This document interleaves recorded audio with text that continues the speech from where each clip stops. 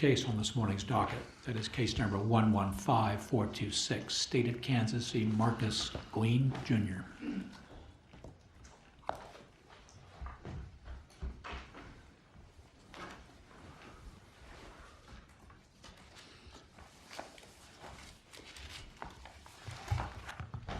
May it please the court, Sean Minahan representing the state in this matter. The two officers that were involved in this case, Officer Weber and Officer Larson, were headed back to the police station when they noticed two vehicles in a dark area of the Burger King parking lot.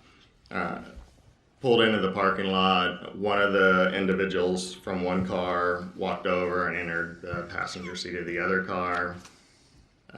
Officers decided to approach. They approached, and Officer Weber smelled a strong odor of marijuana emanating from the vehicle, so they pulled the driver out, asked to pat him down. They did that, and then during that time, they pulled the defendant out, who was a passenger.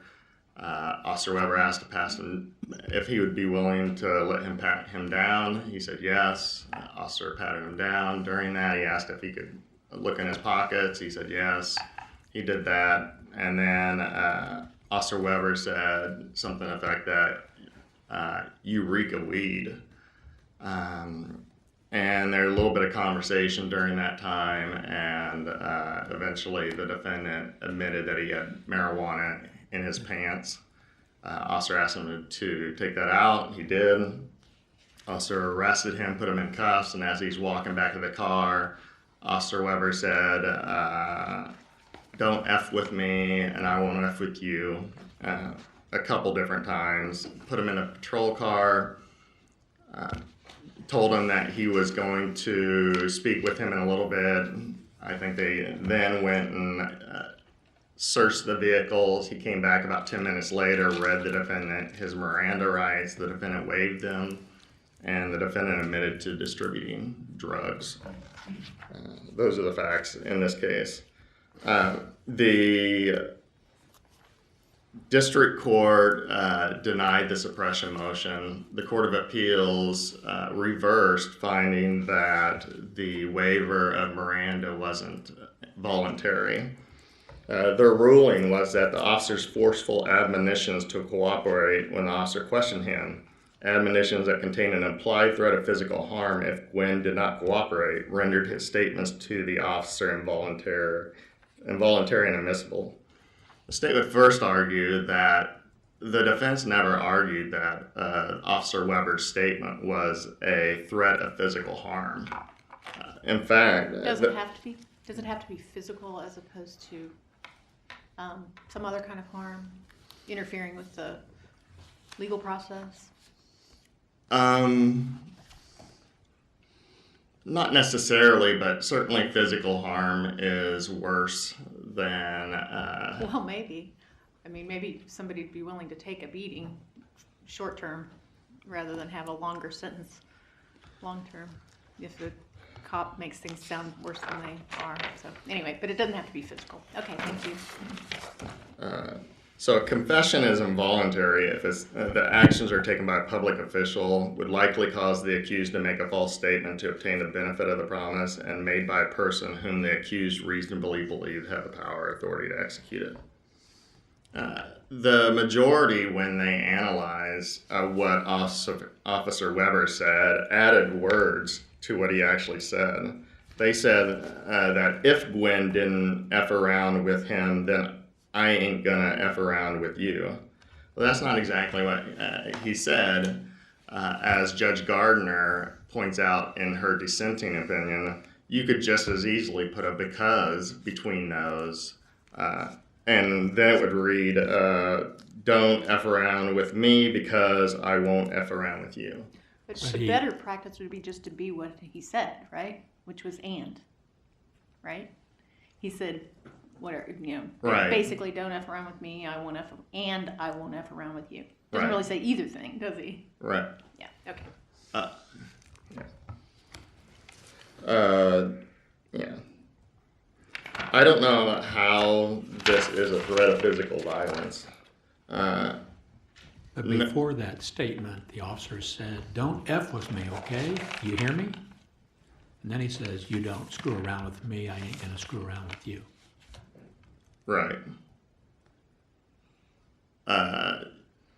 I don't think that that's a threat of physical violence. Nobody says, "I'm going to F around with you," and it means that they're going to beat them up. That's just not common how we talk, common words. Just so we're clear, at the time these statements are being made, the defendant has his hands behind him, he's handcuffed, and he's being walked back to the patrol car, correct? Right.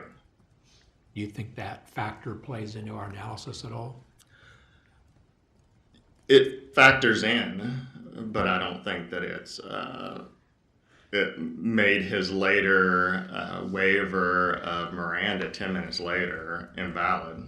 But it's one factor that this court considers. And there's a bunch of factors. Do we look at the tone of the officer's voice when he's relating this information? Yes, and I think if you watch the video, it's pretty clear he's not yelling. He's not even raising his voice. It's really a matter of fact the way he's doing it. He's basically telling him, be honest with me. And that's what Officer Weber testified at the preliminary hearing or at trial. So there's a non-exclusive list of factors that this court has to consider. The age, intellect, and background of the defendant. He was 27 years old. He was a college graduate. He held 2 jobs. He lived in a rough area of the city, and because of that, he carried a gun on him.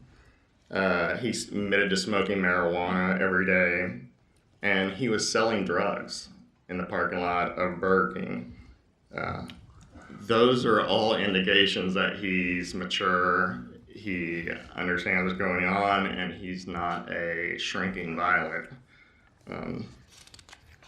One element I think that works on his side is that he stated that he had very little contact with the police.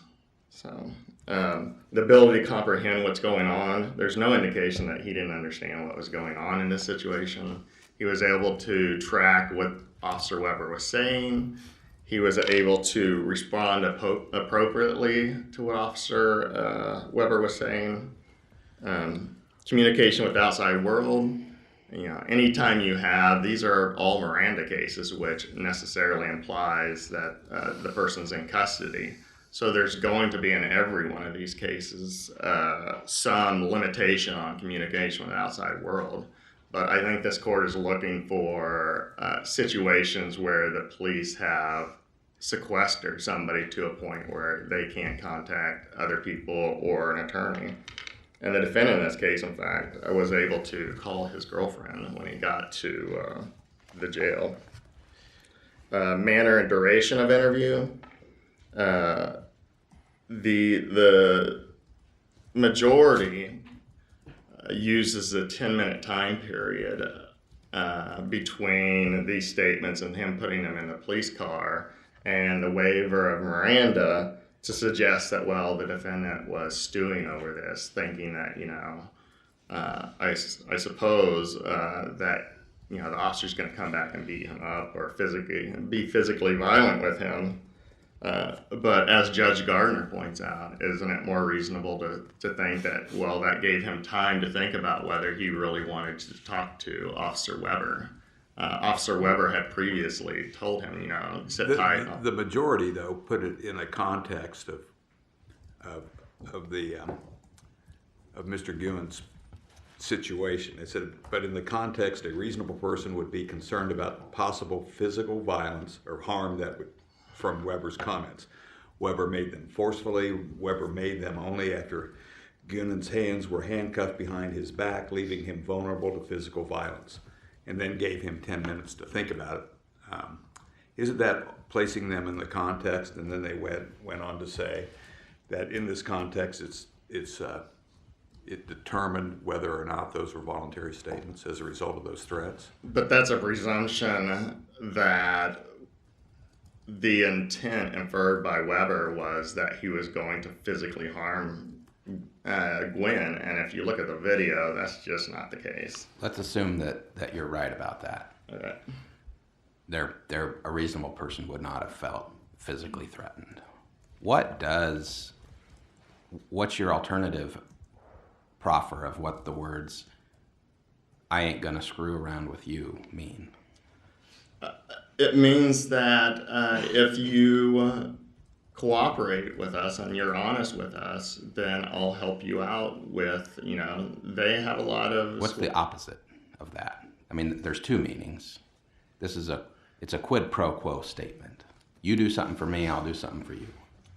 Right. But I'm trying to figure out what would a reasonable person have believed was going to happen to them if they did not cooperate? Well, A reasonable person would assume, just from this language, that the law enforcement was going to, quote, screw around with you. And I'm trying to figure out, what does that mean? What does it mean for a law enforcement officer to screw around with a person who's handcuffed? Well, they can make it harder for a defendant by adding charges or reducing charges. Would that be proper? Let's say Sure. that's what was said. Hey, you need to cooperate with me, or I'm gonna lard up my charges. Let's say those were the exact words that were said. Would you still be here defending that confession? Yeah. I mean, officers have discretion on what they recommend to the DA for charging. And Sure, I'm not questioning that necessarily, but I'm saying had that exact statement been said to a person who was in handcuffs, would their confession have been voluntary? You better cooperate, or I'm going to do everything I can to lard up the charges and to make your life living hell. Well, he didn't say it that way. I know. I'm but, trying to figure out what a reasonable person would take from this statement, and that sounds to me like it might be reasonable to take that from the statement, that this officer is going to be on me and is going to do everything that he or she can to make my life difficult. Besides the video not portraying that. Well, we have the words, and the words are, "You don't screw around with me, I ain't gonna screw around with you." And right before he said that, he said, "Be honest with me." I'm not quite. I actually, that doesn't bother me, and the use of the profanity in trying. I mean, I think that there's an element of street talk there, and law enforcement can say, "Hey, you need to cooperate," and so on. It's the "I ain't gonna screw around with you" part. Yeah, officers have a lot of sway in how a case goes. So you don't think that the officer was implying that he was going to do anything Illegal? improper? No. I think he was saying that How would a reasonable person hearing it, how would a reasonable person in handcuffs hear that or know that nuance? That the officer was going to do everything legally in his power to make life difficult, but nothing illegal, of course. Well, I mean, how would a reasonable person know that? I think that's what you're getting at, isn't Yeah. it, Justice Siegel? Well, I think that if you look at the whole video, you see that he follows it up with saying, "Hey, we can help you out with, you can be a CI, all that stuff." It's not, you can't just take that one phrase or the two phrases. Is that the CI stuff is later? Yeah, but Okay. he said, "We can help you out with this if you help us." Or Well, but something. that's two sides of the coin. So I understand. I want to set aside for a minute the notion that, hey, if you cooperate with me, I can help you out. I can be your buddy, and I think there's case law that says that's fine. But the flip side of the coin is, if you don't help me out, I'm going to punish you in some fashion, and that's the clear import of "I'm going to screw around with you." There's going to be a quid pro quo that's negative. You don't help me out, I'm coming down on you like a ton of bricks. And that's what I'm asking about, because to me that's Right. far more problematic than just saying, even if you use coarse language, "Hey buddy, be honest with me, help me out, and I'll help you out." Right. And I think a reasonable person would understands that officers, are the ones that are on the scene, that are arresting them, that are deciding what happens with them. Defendants all the time would love to have an officer look the other way and say, "Hey, we give warning. Officers give warning tickets, don't they?" That's officer Those discretion. are all in the category of helping you out. and I'm trying to get you to not talk to me about I'll help you out, and talk instead about I'm gonna do the opposite of help you out. But they're flip sides of the same coin. You can't. I mean, So you just put those in the exact same category. yeah. I mean, you can't threaten to commit violence against somebody. Have we said that?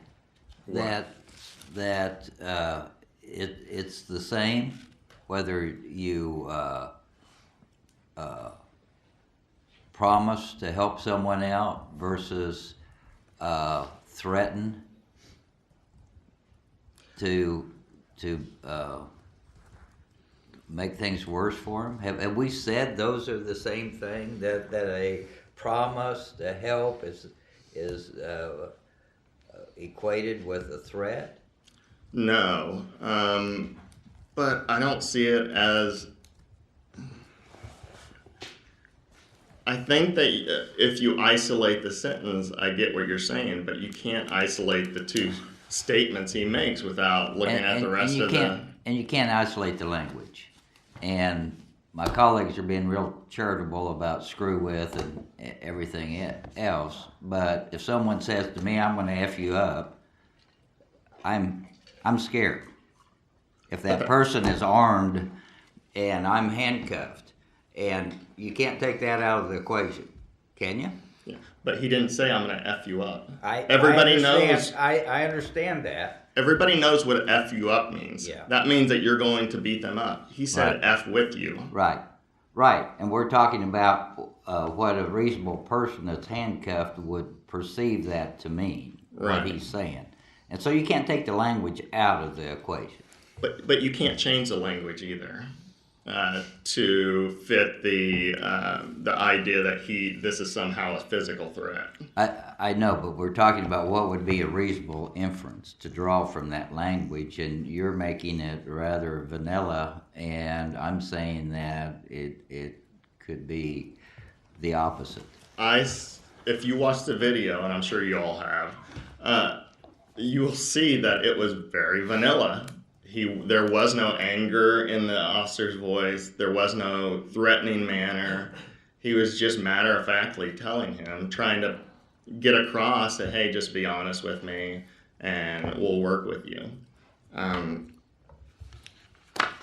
Let me ask this interpretation, going back to those two sentences. He says, "You don't screw around with me, I ain't gonna screw around with you. I'm going to do what I can to help you out, okay?" And on the recording, the defendant says, "Yes, sir." If we break that apart and say, "You don't screw around with me, I'm gonna do what I can to help you out, okay?" Then you go back to the other part, which is, "I ain't gonna screw around with you." Can that be read to say, but I'm not going to help you if you do screw around with me, but is that actually a threat, or is that just saying, I'm not going to help, you're on your own? You follow me? Yeah. That's a valid interpretation of it. That he wasn't threatening to do anything as much as he was going to withhold help if he was going to screw around. So, and I see that I'm out of time. So unless Do we have any more questions? Thank you, counsel.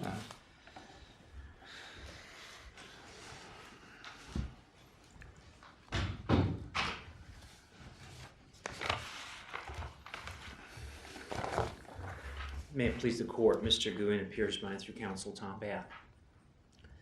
I want to point out a couple of things on the Court of Appeals opinion and facts that I think are important to put everything in context here today. When they came up upon this car, Mr. Guin Marcus was in the other car, and they pulled the driver out, as Mr. Minahan said. They told Marcus to stay where he was. And they talked to the driver for a few minutes, and they came back and then told Guin they ordered him out of the vehicle. They order him out of the vehicle, and they tell him to get his hands on his head, and they tell him then they ask permission to search him. They take items out of his pockets, and they put it on the hood of the car. The Court of Appeals said they set it aside. They took his property. This is the background before we get to the threats. They took his property, and then they asked him the questions, and I'd like to address the Miranda issue at the back end here since we're coming off the coercion issue. And they ask him, and he says, and by the way, I think we all know, but Marcus is 26 years old. The record reflects he's African American. He's never been in trouble before in his life. And he asks him, where's your marijuana? And Marcus pulls out the marijuana. We're here over $50 in marijuana. Wholesale, 25 retail, according to the record.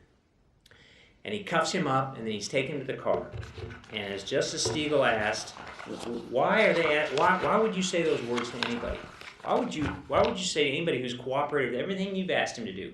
He stayed in the car. When you told him to get out, he got out. He wasn't armed. He was polite. You took his property. He had $50 in marijuana. And this is how we're treating somebody in Kansas? Really? The arrogance of law enforcement, and not Mr. Minahan, because he's new to this, is astounding to me. I've been dealing with this case for 3.5 years and talked with numerous assistant DAs. And everybody wants to say this is no big deal. It is a big deal, even though it's $50 in marijuana. Nobody should be talked to that way. If he had tried to run and he said something like, now don't try to run off again, or I've seen lots of videotapes where they say, if you're polite with me and you're respectful to me, I'll be respectful to you. That's not what happened here. This was nothing more than bullying. This is no more than threats. This is coercion. This officer, who is armed, had this young African American in custody, and he was communicating one thing to him: you better do what I tell you to do, or bad things are going to happen to you. And we can parse the words how we want, but it's shameful that this takes place. How Count- much? Go ahead. It sounds like you're hanging a lot of the weight of your argument on the coarseness of the language. No. Well, that was going to be my question. I mean, if the same, because we do have these different aphorisms, shall we say, in the record. Right. I mean, at one point he uses the 4-letter word. At another point in the transcript, uses "don't screw with me." I mean, I assume even if the officer had been extraordinarily polite and not used coarse language, that you might still have a problem with the notion that I'm going to punish you if you don't cooperate. Yeah, I agree. I mean, isn't that more, well, I guess I'll ask, which is more important here? I mean, is it the disrespect and the just the arrogance and the coarseness of the language, or is it the... No, I think it's the underlying threat. The implication is, if you don't do what I'd like you to do, and the cursing adds sort of flair to it. It adds more emphasis to it. I mean, if he had said something like the Grey Poupon commercial, that might be a little different. Maybe Mr. Manahan has some foothold for you, but he says, the cop, now's the time to be honest with me, man. Don't F around with me, and I ain't F around with you. You hear me? Marcus, I'm not going to F around with you. Weber continues to push it. Listen, man, I'm telling you right now, I know what you're doing out here. I'm going to ask you some questions here in a little bit, so don't F with me, all right? Yes, sir, I understand.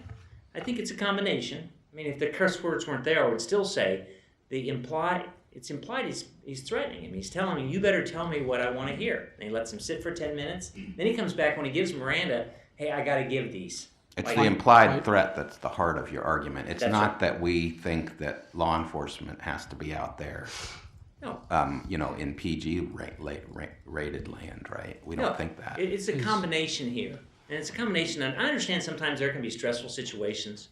And I represent lots of law enforcement officers. I mean, I understand that. This wasn't that situation. This was a dominant, coercive intention by the officer. As long as we're looking at interpreting the situation, the language, I'm going to ask you the same question that I ask opposing sir. counsel. And this is the last part of the officer's statement. You kind of cut it off in the middle. It says, you don't screw around with me. I ain't going to screw around with you. I'm going to do what I can to help you out. Okay? Why can that last part not be interpreted as, but if you do screw with me, I will not help you? Well, someone with no experience with law enforcement being told that, I'm not sure they'd understand what you're suggesting, Justice Nuss, that I'm going to help you, I'm going to reduce charges, that we may in law enforcement, those of us that are doing this a long, long time, know that could possibly happen. Although, frankly, the fact of the matter is, when people do confess, they aren't getting helped out. I mean, let's call it for what it is. I mean, that's a dream. But in this case, what I'm saying, I suggest to you, I don't think the motorist, a citizen, would understand that to be the case. I don't think that's I think it could be interpretation, but I think in context and the totality, it's not a fair interpretation under the circumstances. Which was, Excuse me. I'm sorry, I cut you off earlier. Well, No, not at all. Go ahead. and the situation you've laid out, you've cooperated all the way, and then you're in handcuffs, you're being led back to the patrol car, and then this language, these utterances, I guess I should say, were being used.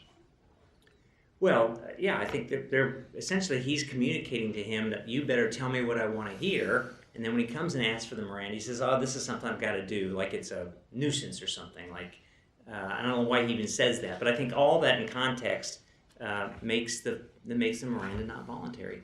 But if you, having watched and listened to the recording, as the state pointed out about the first remarks, the conversation in the patrol car sounds like a conversation. There are times when it sounds like the officer is kind of chuckling, in particular when he says, "Wow, you bought marijuana for $25 and sold it for $50? That's not a bad deal." And then when he was asked later about basically what are the consequences, and he said, "Well, you're looking at distribution of marijuana." And then they talk about the pistol, and he kind of chuckles when he says, "Well, my man, selling drugs is a felony." So how does the tone of that meeting take place, or is it tainted by what was done on the way to the patrol car? Yeah, I think that's all post Miranda waiver. I think he said those statements for a reason because he wanted to hear what he wanted to hear. He coerces Miranda, and then once he gets what he wants, then he's going to be Mr. Nice Guy. I don't think that helps the state the back end of the conversation, because I think the point, the critical juncture is what he said to get the Miranda waiver. All right. Mr. Bath. Yes. I'm going to take a turn now. Initially, Justice Stiegel asked exactly what I wanted to ask, but I had a second question, and it's not about the language or the facts necessarily. It's more about what our role is as the appellate court when we have a videotape. Because in theory, on a motion to suppress, we make sure that whatever fact findings are made by the district court are supported by evidence, but the ultimate question is de novo for us on whether there was a voluntary waiver of Miranda or in this particular instance. So how do we deal with a videotape that is basically the same evidence the district court is looking at? I've been bothered by this for a long time. It seems to kind of at least have the potential to change the character of appellate review, because we can look at the same evidence ourselves. It's not a situation where we have witnesses in district court whom we will never see or have an opportunity to observe to determine credibility. You see what I'm getting at? In terms of the emphasis and the tone of the conversation. Exactly. These are things that we previously would have to just have testimony and a transcript to try and decipher. And now we can look for ourselves.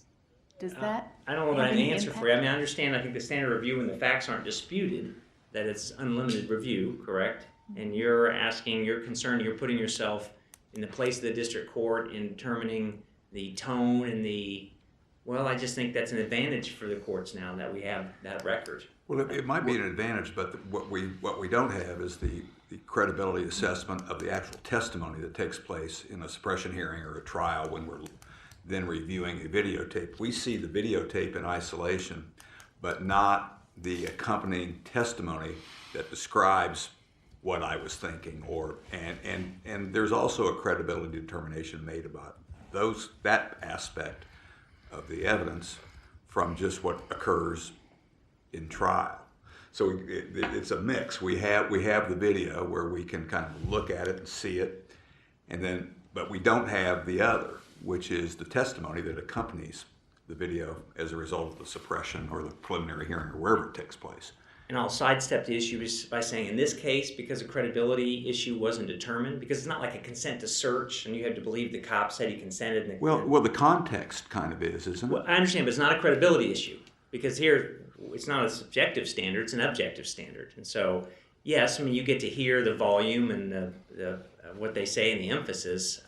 I don't have an answer for you on that, except that it's not as difficult in a credibility as it would be in a credibility call. Can I take you back? Are you Yeah. finished with the voluntariness? I'd like to take you back to your first Yes. issues. when the custodial interrogation began? Yes. So here's, I think, what we have in this case. You have an intersection of the streets of Miranda and Terry. And we know a Terry stop can be all the way, although I think when it was first, I think it came 2 years after Miranda, and in Berkemer versus McCarty, we had some discussion about it, and how Terry stops really back in the 80s, I think, and so forth, were not handcuffs or guns, but you have this continuum of Terry stops, right, where they can be sort of on the streets, how you doing, good to see you, all the way to, I think some Terry stops can involve handcuffs. But Justice Marshall told us in Berkemer that there can be times when a car stop, which I don't think this is, I disagree with the Court of Appeals, can turn into a Miranda kind of situation. I think that's what you have here, and I think this is a perfect opportunity for this court to determine what you're gonna do with that. And my point is, like in Jimenez earlier this year, you adopted Rodriguez, but that's a Fourth Amendment issue. The district court in Jimenez below deferred the Miranda issue, and you all didn't have to reach that issue, because most of the times in our Terry stops on the highway, we're pulling evidence out of the car, right? And so once you suppress the evidence out of the car, the statements don't matter. But this is a case where he's told he has to remain in the car, he's ordered out, he had his hands on his head, they took his property, and I think that's sort of like the driver's license case, you don't give the property back, they set it aside, and then they interrogated him. And there can be no questions interrogation. My point is, do you have marijuana on you is a question that implicates criminal activity. The question then is it custodial or not? And the Court of Appeals said, well, this is like a car stop. I suggest to you it's not like a car stop. I suggest if this was Kingman, Kansas, and two guys leaving the fair, and they said, you two, you sit down, I'll talk to you, and then they come over and say, you get against the wall, put your hands on your head, I'm pulling all the property out of you, and I turn around and I say, what do you know about the robbery of the skeet ball station? I don't think that's like a car stop, and that's what we have here, and I submit to you that it was custody and Miranda should have been given. And I think it's a tough call. In some circumstances, it gets murky, but otherwise, to allow not to Mirandize here is essentially to allow custodial Terry stops to turn into Miranda interrogations. Counsel, what is the precise point in that series of events where Miranda should have been administered, in your view? Before he asked him where the marijuana is, before he asked the incriminating question. Maybe he could ask him, I think would a reasonable person feel free to leave, to terminate the encounter? Nobody, I think, thinks that under these facts. And so if they're going to ask any interrogation questions, I think Miranda would have to be read. And here it was, he says you reek of weed, and that's clearly trying to elicit a response. And then the next question is, when my guy says, I don't know, or he says, I don't know what you're talking about, and then he says, where's the marijuana? I think Miranda had to be given. Well, he asked for permission to search him, a pat down, is that correct? That's correct. Okay, and where along your continuum does that Miranda warning need to have been given? After or before the request? I think that the pat down has to be, he believes, I think the pat down's illegal too, but it doesn't really matter because it's not germane to the case, but he didn't have any reason to believe he was armed. That's what the pat down and Terry's supposed to, there was a whole host of, I think, violations here in the span of 3 minutes, but Justice Nuss, I would say, before he asked the question about where the marijuana is, that would be my argument. He did ask for consent to do the pat down, didn't he? He said, can I pat you down? Yeah, I think get out, put your hands So on your head. That mitigates the pat down issue. That's right. It didn't him out find of the anything car. anyway. He had him out of the car. Yes. Only took him out of the car because he'd already observed him get in another car, and he thought a drug deal was going down. Okay, yes. So he had reasonable suspicion on a drug deal. So we'll extend to it's go Terry. in, detain him. Terry? have him- Yeah. Boom. It's Terry, Right. before he asks him a question. Yes, I where think he that's a should've gotten Terry. And if he didn't ask him a question, if he even cuffed him and put him off to the side while they had a right to search that car, they hadn't done that yet. I think under Terry, he probably still could have done that, or even under a probable cause to arrest. It's the asking of the questions to get incriminating evidence was the problem. I see I'm out of time. Do we have any further questions? Thank you very much. It looks like you're concluding your presentation. Yes, I am. All right, thank you. Thank you. Unless this court has questions. I'd like You didn't, he didn't reserve any. Oh, I'm rebuttal sorry. I time. thought he did. Okay, Oh, I never did? mind. No. Okay, well then. We can talk about videotape another day. We thank both of you for your arguments this morning. The court will take this matter under advisement.